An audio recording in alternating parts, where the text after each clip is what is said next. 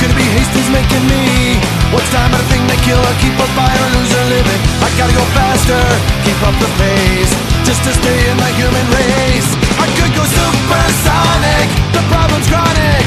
Tell me, does life exist beyond it? When I need to sate, I just accelerate into oblivion. Into oblivion.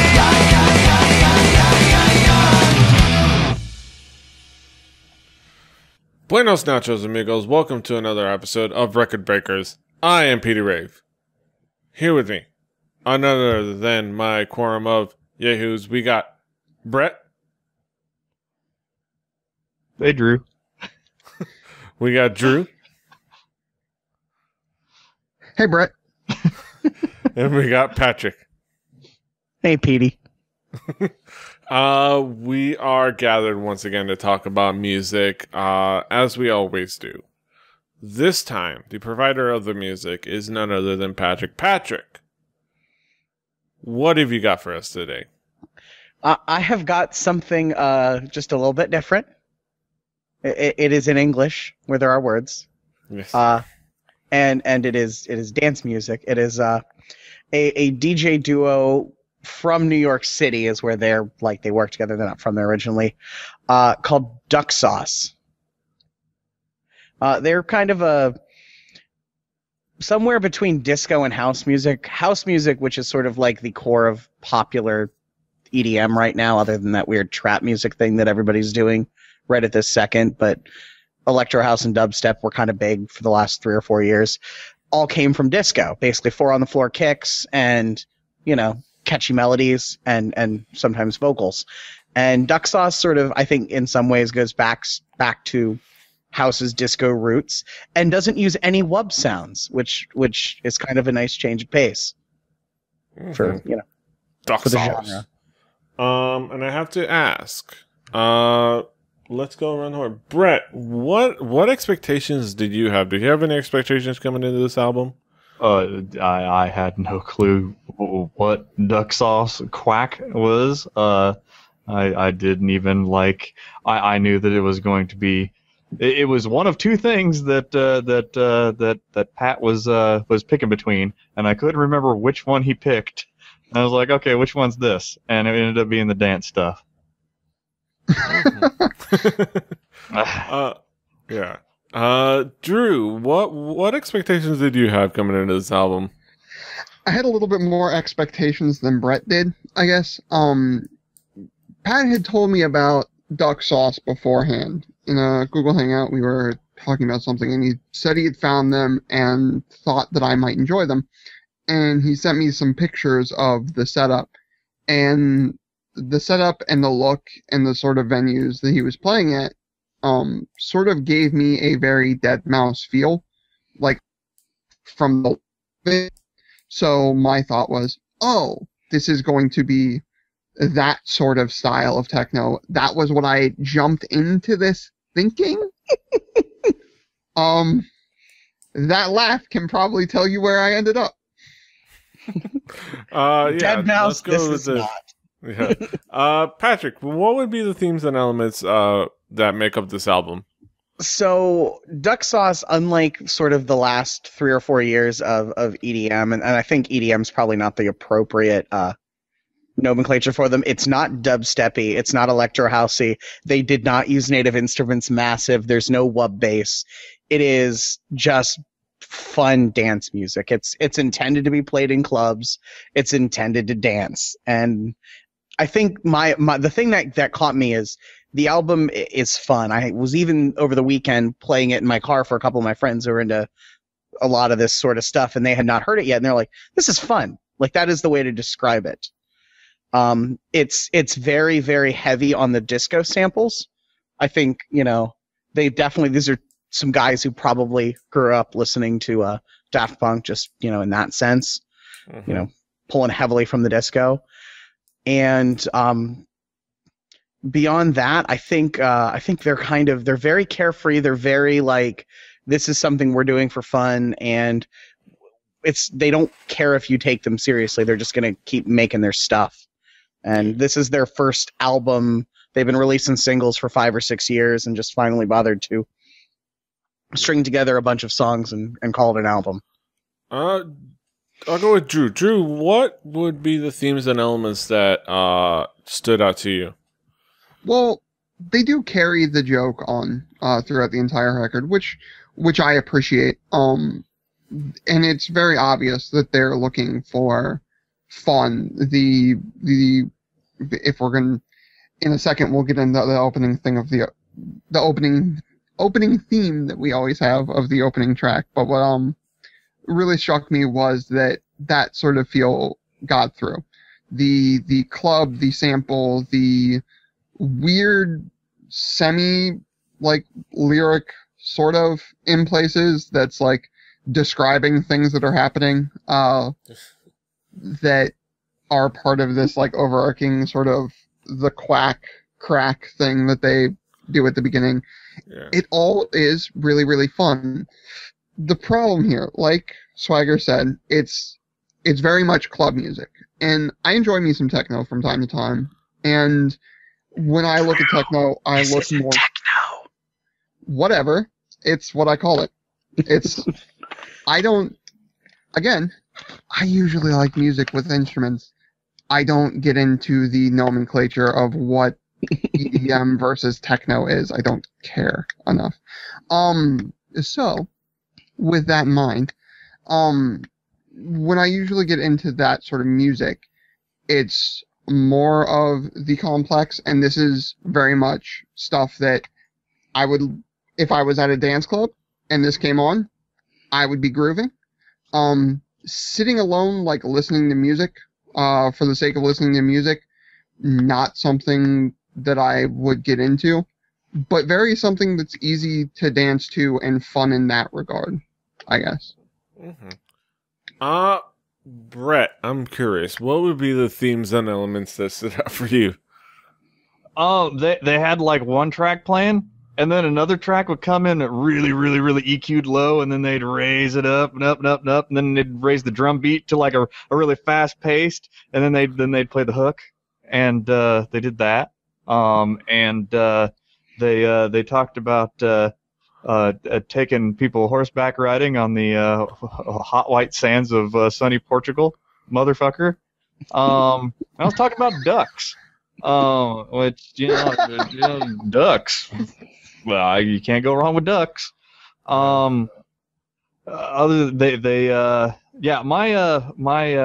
music reviewers compendium 2nd edition only tells me how to review things that are like that were made otherwise than this. I guess I'm not quick to poo-poo people that are actually spinning vinyl and doing stuff with that, but the arrangements were done in a certain manner. They had a little bit of the chicken tastes like wood era feel to some of the samples. They were definitely making fun of an entire subgenre of people, and I'm always down for that. I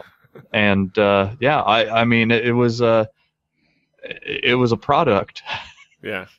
It was fascinating. It had a lot of that disco sound. It had the sometimes it was like just a straight up 80s pop song, early 80s pop song. There was like, the Chicken Tastes Like Wood era hip hop. There was some subverting and sampling and paying tribute in a very fascinating way. And another thing element that stood out for me was it kept reminding me of Queens of the Stone Age Songs of the Deaf. Not musically, but the whole, pseudo radio, pseudo skits thing from that album kept they visited that shtick. And that's the thing that kept going back to every time they ended a song with a skit. I was like, KLON, Clone Radio. We play the hits that sound like everyone else, more than everyone else, And a song playing in New Jersey. They also got to make fun of New Jersey in this album, which I support. Yeah.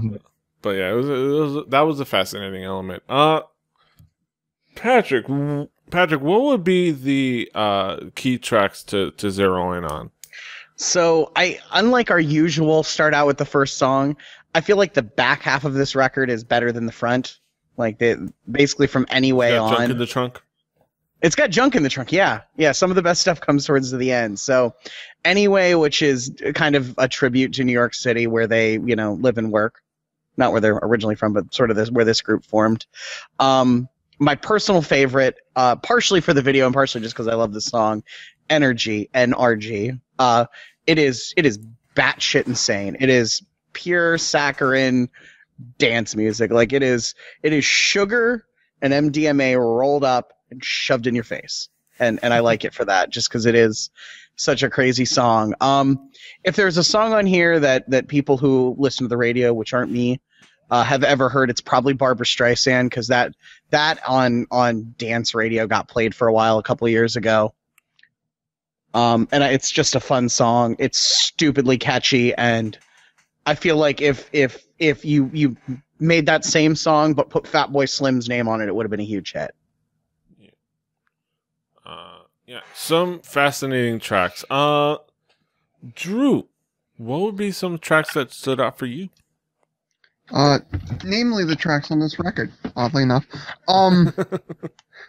Call back. Yeah.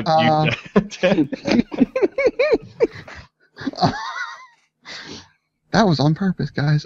So, like Patrick said, NRG.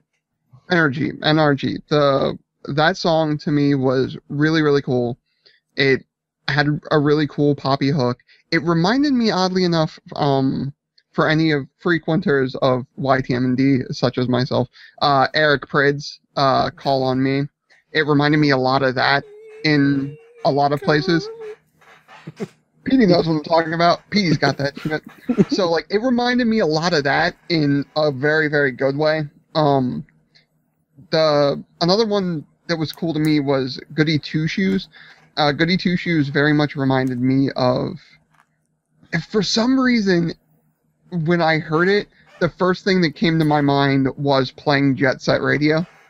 If anybody ever played that game, that game had some great music to it, and for some reason, Goody Two Shoes I think would fit on that soundtrack pretty easily.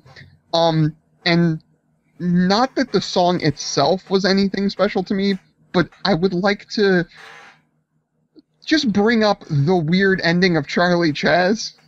That when I heard, like, I was letting this record play as I was, like, doing other stuff when I, like, through my first listen, before I gave it, like, the thorough listen. And, like, the ending of Charlie Chaz came up, and I was confused as to whether, like, an ad was playing somewhere on my computer. Like, I did not know what to think. It was weird, but there you have it. Yes. But all of them are very much, if you hear these in the club, I think that's their natural habitat is sort of a club. Yes. So where they live and breathe.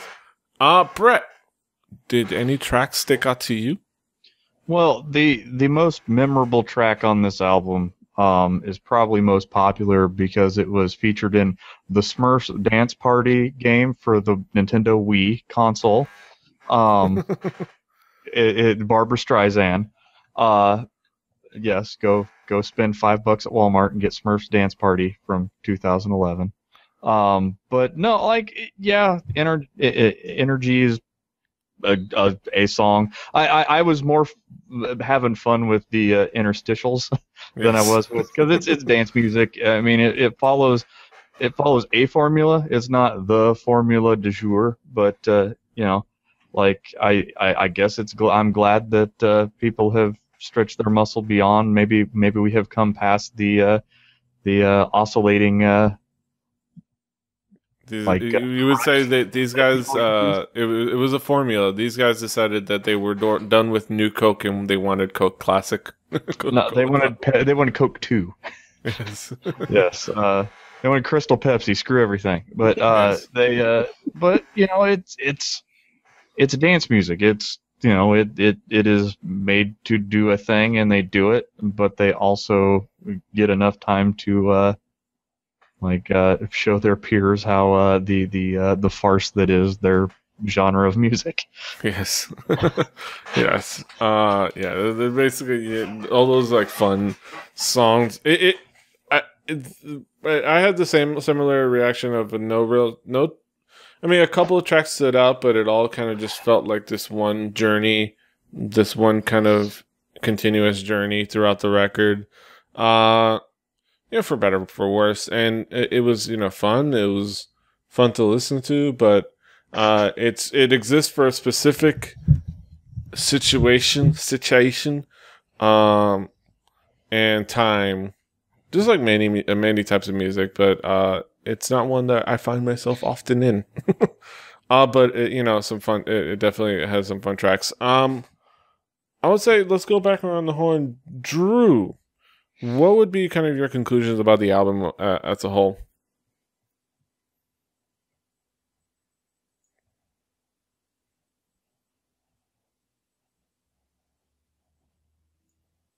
I don't hear nothing. I was waiting for somebody else to say something because we can't hear you.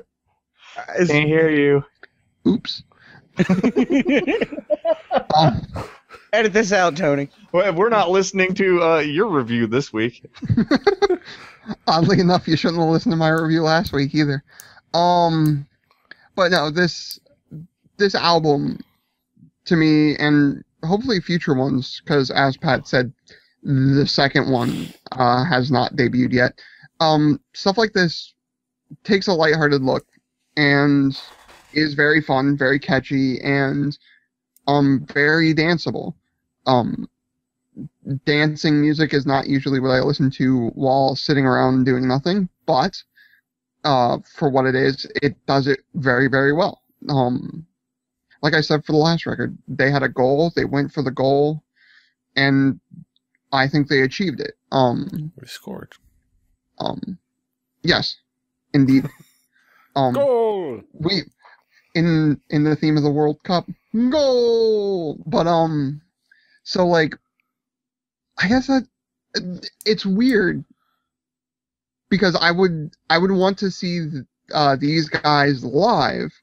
Yes. More than I would ever want to listen to the record.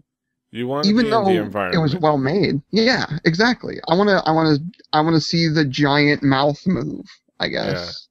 Yeah. You want to see, and they probably do a bit of more of a dynamic show live since they're two DJs, and that would be super fun to kind of just check them out. And kind of seeing this is kind of like their own little mixtape thing, samples and playing around with records, a little bit like kind of the Dirt Chamber sessions from Prodigy or something like that. And I don't knock it for that. I think that's pretty cool. Brett, what would be kind of your conclusions overall? It's dance music. It has some stuff in between the songs, and the recurring theme is ducks. Yes. I think that about says it. And of course, lastly, Patrick, what would be your thoughts about the album as a whole? I agree with everything Brett said. It's dance music and it's about ducks. If you look at sort of the dance music scene right now, you have artists, and I'm using air quotes, like Skrillex, Deadmau5, these guys who take themselves very seriously and their craft very seriously. And this is the exact opposite of it. This is two guys who, have careers in their own right solo, who just decided to make fun stuff together that they're not going to take seriously, that they're not going to get hung up on being anything but what they are, which is trying to make music that's fun. And I like that. I think the world needs more fun. And if you like dance music and you're tired of the wobble bass, this might do it for you, because it's, it's fun time. Mm-hmm. It is a fun times. And now, of course, we get to the main event of the evening. We have our haiku reviews. I'm gonna make the executive decision, just because I'm afraid somebody might steal my joke. But I'm gonna start us off on our haiku reviews with mine. disco funkiness, fun electric wackiness, much better than soy.